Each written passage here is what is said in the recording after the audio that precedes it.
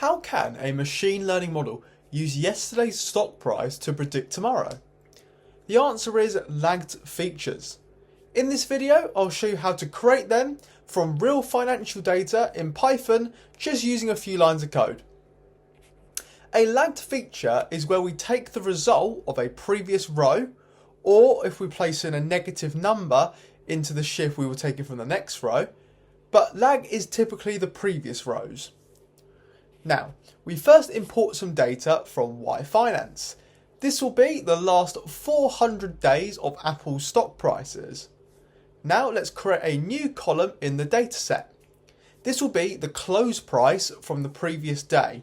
So Apple yesterday equals Apple close. Then to add the lag, we do dot shift one row one.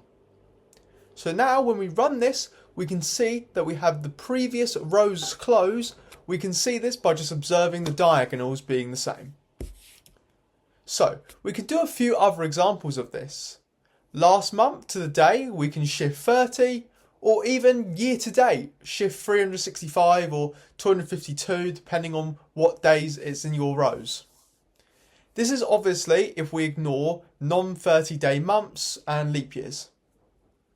From last video, we shouldn't use share prices too much and should more rely on the percentage of return.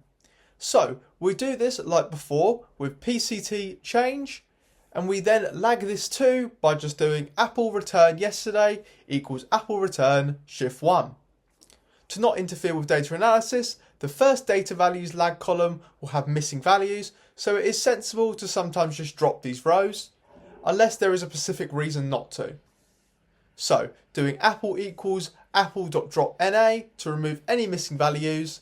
So now let's look at the specific rows we want in the data, Apple, then the columns we have close, yesterday, last month, last year, return, and yesterday return.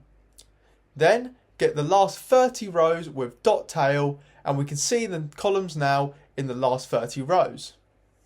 And then that is how we do lagged features in Python's Finance.